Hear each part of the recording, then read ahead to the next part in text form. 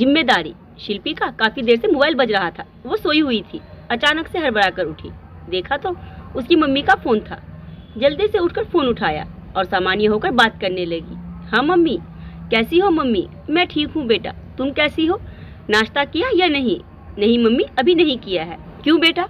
भाभी नाश्ता देंगी तब ना मम्मा। पता नहीं, अभी तक कमरे से बाहर ही नहीं निकली। लगता है सो रही है। क्या बहू ने अभी तक नाश्ता नहीं बनाया और अभी तक सो रही है?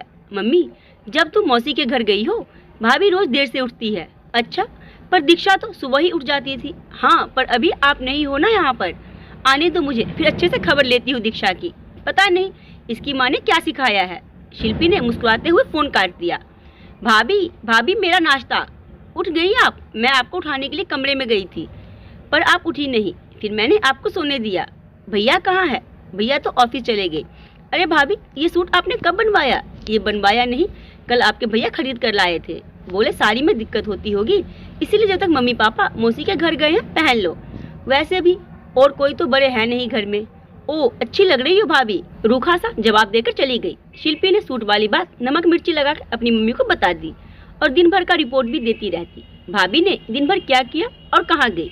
दीक्षा की सास अपनी बेटी से बहुत प्यार करती थी। जो बोल दे उसको पूरा कर देती थी, इसीलिए वो नकचड़ी और कामचोर स्वभाव की हो गई थी। शाम को, क्या हुआ दीक्षा?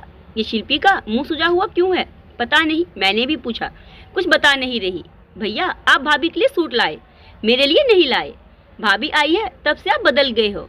अच्छा, इसीलिए मेरी प्यारी बहन नाराज है। अच्छा, ला दूंगा, पर अभी तो तुम्हें इतने सारे कपड़े दिलाए थे। अच्छा भैया, फिर भाभी को क्यों दिलाए? ओहो बेटा, भाभी के कपड़े सब हैवी है, घर के लिए आरामदायक चाहिए थे। ये थे राहुल, शिल्पी के बड़े भैया। राहुल और शिल्पी के उम्र में काफी अंतर था। वो राहुल के होने के बहुत सालों बाद हुई थी, इसीलिए काफी लाडों और नाजों से पली थी। अभी हाल में ही राहुल की दीक्षा से शादी हुई थी। खैर, दीक्षा को शिल्पी का ऐसा व्यवहार बहुत अटपटा लगा। शिल्पी रोज रोज अपनी भाभी से कहकर नए नए डिशेज बनवाती। उधर जब दीक्षा अपनी सास को फोन करती तो उसकी सास दीक्षा को सुनाती, ये क्या बहू, तुम दिन चढ़े सोती रहती हो। शिल्पी कह रही थी, तुम मुझे नाश्ता दोपहर तक देती हो, और तो और तुमने तो 1 महीने का राशन 10 दिन में खत्म कर दिया। मैं बस कुछ दिनों के लिए घर में नहीं हूँ, हमेशा के लिए छोड़कर नहीं आई हूँ, ये याद रखना। मम्मी जी, वो शिल्पी के लिए नहीं, बस मेरी बेटी के खाने पर नजर मत लगाओ। घर की जिम्मेदारी तुम्हारी है, घर कैसे चलाना है ये तुम्हें सोचना है, और श्रृंगार और कपड़े पर कम खर्च करो। दीक्षा रुआंसी सी हो गई। वो सोचने लगी, मम्मी जी ऐसे क्यों कह रही थी, पर वो समझ गई शिल्पी का काम है। फिर भी वो कहती भी तो कैसे, नई नई बहू थी। बहरहाल दीक्षा के सास ससुर लौट आए थे, साथ में मौसी जी भी। उनकी तबीयत खराब थी, इसीलिए वो देखने गए थे। लेकिन दीक्षा की सास उन्हें साथ ही ले आई कि बड़े शहर में अच्छा इलाज होगा। मौसी जी शादी में नहीं आ पाई थी। दीक्षा का रूप रंग और स्वभाव उन्हें बहुत भाया। बहू तो बड़ी सुंदर और सुधर लाई हो दीदी, जितना सुना था बहुत कम था। देखो तो तुम कुछ दिनों के लिए बाहर क्या गई। बहू ने सारी जिम्मेदारी बखूबी उठा ली। हाँ, देख रही हूँ बहू, ये टेबल क्लॉथ कितना गंदा हो गया है, और ये पर्दे, किचन के सारे डिब्बे गंदे लग रहे हैं। दीक्षा बहुत दुखी हो गई, क्योंकि उसने बड़े मन से घर की हर एक चीज बड़े अच्छे से साफ किया था। आ गई बेटा? सो रही थी मम्मा। ओह, रात भर पढ़ी होगी बेटा, देख तो कितनी दुबली हो गई है। खाना ठीक से खाती नहीं थी क्या बेटा? अच्छा हुआ मम्मी आप आ गई मेरा ध्यान रखने के लिए, भाभी तो मेरा ध्यान ही नहीं रखती। शिल्पी ने दुखी होते हुए कहा। मौसी, आप क्या लाई है मेरे लिए? पहले मौसी से तो मिल बेटा। दीक्षा का ससुराल में पहला बर्थडे था, पर दीक्षा की सास ने घर में मनाने से मना कर दिया। मौसी की तबीयत ठीक नहीं है, लेकिन खाना पूरा बनेगा। दीक्षा सुबह से रसोई में अकेले सारे पकवान बनाती रही, पर शिल्पी कभी फोन देखती, कभी टीवी, कभी आराम करती, पर गलती से भी अपनी भाभी की मदद के लिए रसोई में नहीं झांकती थी। खाना खाते समय, ये क्या बहू, ठीक से तुम्हें खाना बनाना भी नहीं आता। देखो दाल में नमक कितना ज्यादा हो गया है, पता नहीं माँ ने क्या सिखाया है। एक काम ठीक से नहीं करती है। मैं अभी ठीक करके आती हूँ मम्मी जी। आज के दिन भी उसके सास ने उसका दिल दुखा दिया। राहुल को भी बुरा लगा।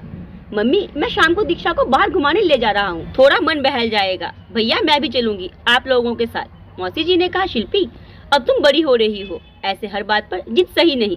जाने तो भैया भाभी को, कुछ टाइम साथ में रहेंगे, तुम फिर किसी दिन चली जाना। शिल्पी पैर पटकते हुए चली गई। बुरा मत मानना दीदी, शिल्पी को ज्यादा सिर चढ़ा दिया है आपने। कहीं ऐसा ना हो कि शिल्पी को भी ससुराल में सुनना पड़े कि पता नहीं माँ ने क्या सिखाया है। एक बार दीक्षा की सास के हाव भाव बदल गए, पर खुद को संयत रखते हुए, बच्ची है अभी। शिल्पी की माँ ने टकाक से जवाब दिया। ठीक तो कह रही है साली साहिबा, आपके ज्यादा लाड प्यार ने उसे गैर जिम्मेदार बना दिया है, शिल्पी के पापा ने कहा। आप चुप रहिए जी। मौसी जी भी चुप हो गई। जानती थी अपनी बहन को, पर उन्होंने कुछ तय कर लिया था। पर बीच बीच में दीक्षा के सिर पर अपने प्यार और दुलार की थपकी जरूर देती।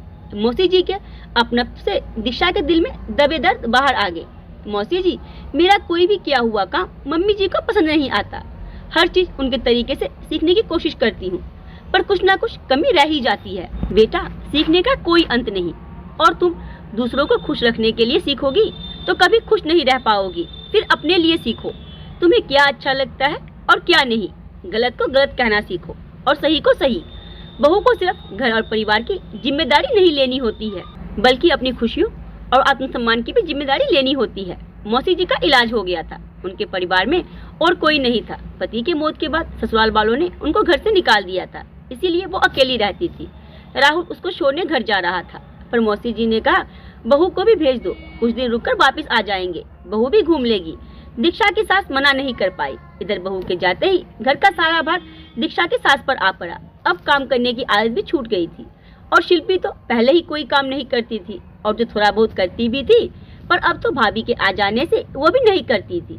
एक दिन दीक्षा की सास की तबीयत खराब हो गई। वो बिस्तर पर पड़ गई। उन्होंने शिल्पी को खाना बनाने के लिए कहा।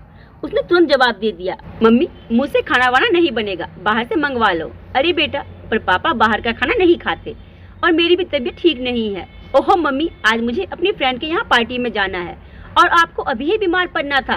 भाभी को क्यों नहीं बुला लेते? चट्टार। एक जोरदार थप्पड़ शिल्पी के मुंह पर पड़ा, और ये थप्पड़ किसी और का नहीं बल्कि शिल्पी की मम्मी का था। मम्मी, आपने मुझे, हाँ, शायद बहुत पहले ही थप्पड़ लगा देना चाहिए था, मगर मैं बेटी के मुंह में अंधी हो चुकी थी। तब तक राहुल और दीक्षा भी आ चुके थे। बुला लिया है तेरी भाभी को, क्योंकि तू अपने बीमार माँ बाप की कभी सेवा नहीं कर पाएगी। और मैं कोई बीमार नहीं हूँ बेटा, बस तुझे परखने और रास्ते पर लाने के लिए ऐसा करना पड़ा। लेकिन इसमें तेरी गलती नहीं है, तू तो मेरे ही सिखाए रास्ते पर चल रही थी। लेकिन हाँ, मुझे ये नहीं पता था जिस बेटी को इतने लाड प्यार से बड़ा किया, वो रास्ते में हमें ही ठोकर मारकर निकलेगी। याद कर, तेरी मौसी के लिए मैंने तुझे दवाई लाने के लिए कहा था। ये भी कहा था तेरे कॉलेज के पास वाले मेडिकल स्टोर में मिल जाएगा, वही पास में है, मगर तूने साफ साफ कह दिया मैं नहीं लाऊंगी, भैया को बोल दो। उस दिन मुझे समझ आया, शायद मैंने ही तुझे बिगाड़ दिया है। जो लड़की अपने माँ बाप की सेवा, अपने मायके की जिम्मेदारी नहीं समझ सकती, वो ससुराल की जिम्मेदारी क्या समझेगी? बहू के आने से कहीं बेटी का महत्व कम ना हो जाए, इसीलिए मैंने तेरी हर गलत सही बात में साथ दिया। मैंने ही तुझे सिर पर चढ़ा कर रखा था। झूठी शिकायतें भी मुझे उस दिन पता लगी जब मैंने राहुल को फोन किया, और उसने मुझे बताया तू अपनी सहेलियों को बुलाकर दावत करवाती है। और मुझे, बहू, मुझे माफ कर दो, मैं ही गलत थी। मैंने ही सही शिक्षा नहीं दी अपनी बेटी को, और तुम्हारे साथ भी गलत व्यवहार करती रही। वो तो भला हो मेरी बहन का, जिसने मुझे मेरी गलती बताई, और ये सारा प्लान उसी का ही था। वो जानबूझकर तुम्हें भी साथ ले गई थी। शिल्पी रोने लगी थी। उसका रोना सुनकर कहीं ना कहीं सबका दिल पसीज रहा था, पर उसे भी इस बात का एहसास कराना जरूरी था। इस घर की जिम्मेदारी उसकी भी है। मम्मी, मुझे माफ कर दो। भाभी, माफ कर दीजिए। मम्मी जी, हमारी शिल्पी हंसते बोलते ही प्यारी लगती है। कुछ दिनों के बाद, वाह बेटा, खाना बहुत स्वादिष्ट बनाया है तुमने, मेरी प्यारी भाभी ने सिखाया है मम्मी। तभी शिल्पी के पापा बोले, देखो तो, एक वो दिन था और एक ये दिन है। हमारी शिल्पी कितनी समझदार हो गई है। हाँ पापा, मैं समझ गई हूँ। घर की जिम्मेदारी सिर्फ बहू या माँ की नहीं होती, सबको अपने हिस्से की जिम्मेदारी लेनी होती है। हाँ, सही कहा बेटा आपने, कहकर हंसी खुशी सब खाना खाने लगे। इस कहानी के बारे में आप लोग कमेंट में जरूर दें, और अगर पसंद आई तो वीडियो को लाइक, सब्सक्राइब और वीडियो को शेयर करना ना भूलें।